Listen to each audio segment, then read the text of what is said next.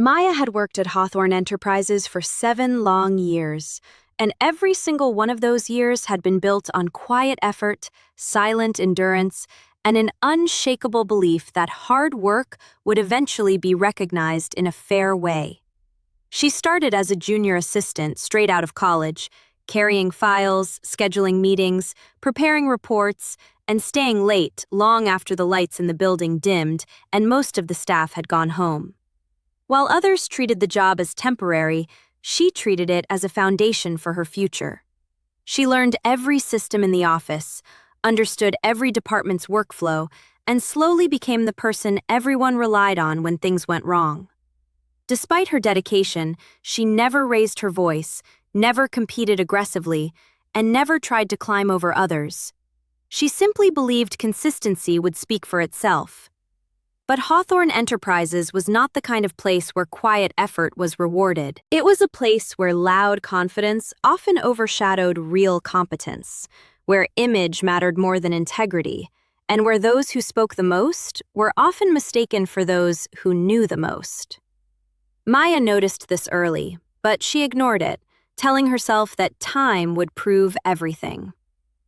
On that particular morning, she was called into the executive conference room, a place she had only entered a few times before, and each time it had carried an unsettling pressure, as if the walls themselves judged anyone who wasn't part of the leadership circle.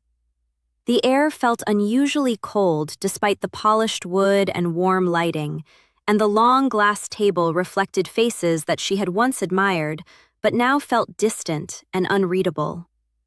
At the head of the table sat Mr. Dalton, the CEO, a man known for his sharp decisions and even sharper dismissals. Beside him were 2 senior managers who had never hidden their disapproval of Maya, often brushing off her ideas in meetings or assigning her tasks beneath her role, despite her proven abilities. Maya stood respectfully, holding a small folder of her recent project summaries, expecting perhaps a routine review or feedback session. She even allowed herself a small, hopeful smile, thinking maybe this was the moment she would finally be acknowledged for the extra workload she had been quietly handling for months. But the atmosphere quickly shifted as Mr. Dalton leaned back in his chair, glanced at the papers in front of him, and spoke in a tone that was calm but detached, the kind of voice that made decisions feel irreversible. He said her name first, slowly, as if preparing to erase it from importance, and then informed her that they had reviewed her performance and decided she was not aligned with the company's leadership direction. Maya's smile faded, replaced by confusion, as she tried to process the words that sounded polite but carried finality. She immediately defended herself, her voice steady but increasingly urgent, reminding them that she had never missed deadlines, had successfully managed multiple high-value clients, and had often covered responsibilities beyond her role without complaint. But her words seemed to fall into a void where no one intended to listen. One of the managers interrupted her mid-sentence, dismissing her achievements with a slight shrug, claiming she was efficient but not leadership material, too soft, too emotional, too passive for the direction the company was heading. The words hit harder than she expected, not because they were loud, but because they were delivered so casually, as if her entire career could be summarized and discarded in a few seconds.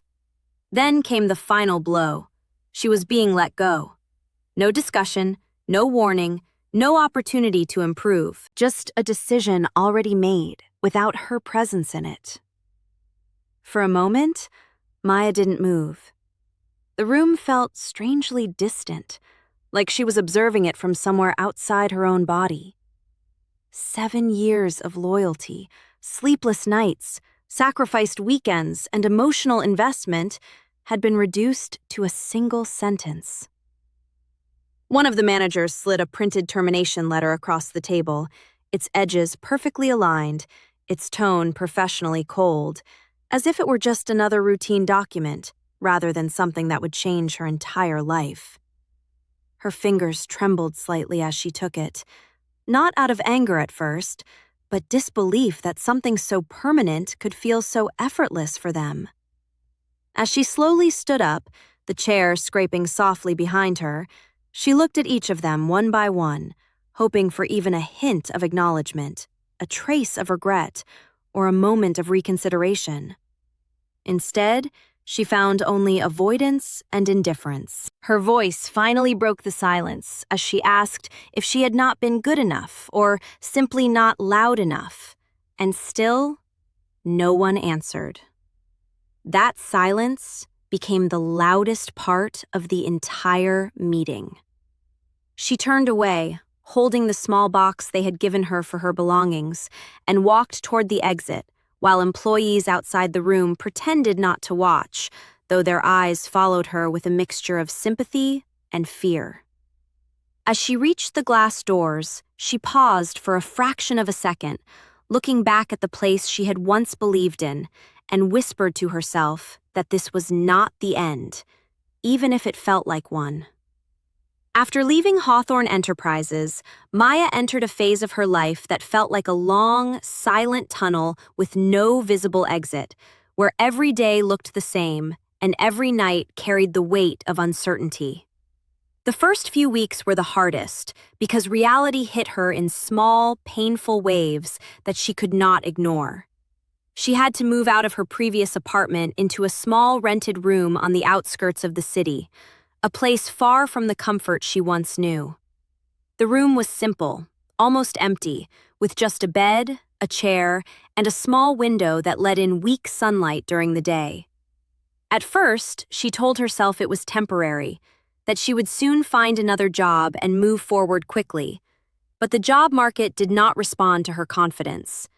Applications went unanswered, emails were ignored, and interviews that she managed to secure often ended with polite rejection phrases that felt increasingly familiar. Each rejection chipped away at her patience, and for the first time in years, she began to question not her ability, but her value in the eyes of others. Bills began to stack up on the small wooden table in her room, and the silence of the space became heavier with every passing day. There were nights when she would sit near the window, watching the distant lights of the city, wondering how quickly everything had changed from stability to uncertainty.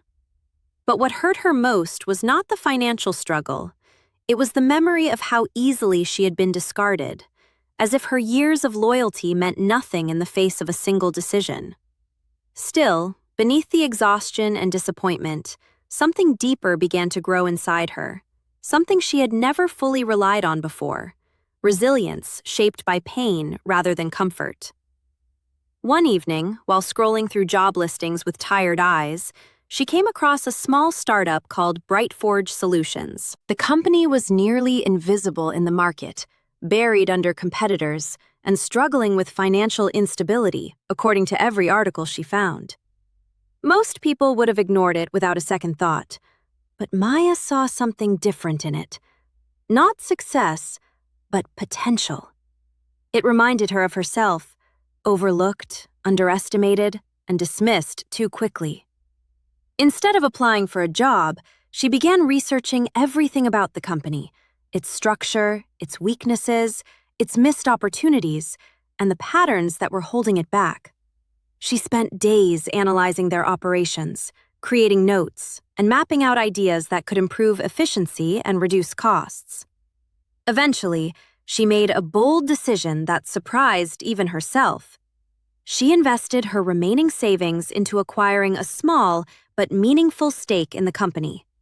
It was a risk that made no logical sense on paper, but emotionally, it felt like the first real decision she had made for herself in a long time. When she officially joined Brightforge, she did not arrive with authority or expectations. Instead, she entered quietly, observing everything, listening more than speaking. Unlike her previous workplace, where hierarchy created distance, here she chose to break barriers by understanding the people first. She spoke with employees at all levels, from developers to interns, asking about their struggles, frustrations, and ideas that were never implemented. Slowly, she discovered that the company's biggest problem was not lack of talent, but lack of direction and trust. People were working without clarity, afraid to suggest changes, and disconnected from leadership that rarely engaged with them. Maya began making small adjustments that did not seem significant at first, restructuring communication channels, redefining responsibilities, and encouraging open feedback without fear of judgment. These changes started to shift the atmosphere subtly, making employees feel heard for the first time in a long while. As trust grew, productivity began to improve, and small successes started stacking up quietly in the background. She worked long hours again, but this time it felt different, because she was not just fulfilling instructions, she was building something from within. Over months, Brightforge slowly stabilized, then strengthened, and eventually began attracting attention from investors who had previously ignored it completely. The transformation was not sudden or dramatic, but gradual and steady, driven by consistency rather than spectacle. Within a year, the company had recovered from near collapse, and within 2 years, it had grown into a serious competitor in the industry, gaining recognition for its innovative systems and strong internal culture. Maya, once dismissed as too soft, had become the quiet force behind its discipline and success, though she never sought public credit or attention. Then came the moment that changed everything, when news broke that Brightforge had acquired a significant controlling stake in Hawthorne Enterprises, the very company that had once thrown her away without hesitation. When Maya saw the headline, she did not react immediately. There was no shock, no excitement, only a calm stillness, as if a long chapter had finally aligned itself into place. She closed her laptop slowly, leaned back, and stared at the ceiling for a moment, not thinking about revenge, but about how far silence and patience had carried her. The boardroom of Hawthorne Enterprises looked exactly as Maya remembered it, polished to perfection, with its long glass table reflecting the ceiling lights and the city skyline stretching out behind the floor-to-ceiling windows like a symbol of power that once felt untouchable. Yet today, everything about it felt different, as if the same room had lost its authority the moment she stepped inside. The executives were already seated, shifting uncomfortably in their chairs, exchanging confused glances as they waited for a meeting they did not fully understand. Mr. Dalton sat at the head of the table, trying to maintain his usual posture of control, his fingers interlocked tightly, though the slight tension in his jaw betrayed him. The atmosphere was heavy, not with noise, but with anticipation, the kind that builds before something irreversible is revealed. The door opened slowly, and Maya entered without hesitation, dressed in a simple but powerful black suit that carried no excess, no exaggeration, only quiet confidence. She was no longer the assistant who once stood nervously in this same room holding project folders. She moved with a calm certainty that made every eye in the room follow her instinctively. Behind her came legal advisors and senior executives from Brightforge Solutions, their presence immediately changing the balance of power in the room. For a brief moment, no one spoke, as if the room itself was waiting to confirm what it was seeing. Mr. Dalton finally broke the silence, his voice sharp but controlled, asking who had authorized this meeting and why outsiders were entering a restricted board session. One of the legal advisors calmly stepped forward and placed a thick file on the table, sliding it across the polished surface until it stopped directly in front of him. He explained in an even tone that Brightforge Solutions had legally acquired a controlling stake in Hawthorne Enterprises, and that Ms. Maya now represented the majority stakeholder authority in all strategic decisions moving forward. The words hung in the air like something too large to process at once. Dalton's expression shifted instantly, from confusion to disbelief, as he quickly flipped through the documents, scanning signatures, approvals, and financial records that confirmed every word. Around the table, the other executives leaned forward, some whispering under their breath, others freezing completely as the reality settled in. The company they once controlled so confidently was no longer fully theirs. Maya stood quietly near the center of the room, not rushing the moment, allowing the silence to do its work. She observed each face carefully, recognizing some of them from the day she was fired, though none of them looked the same now. The confidence they once carried had thinned, replaced by uncertainty.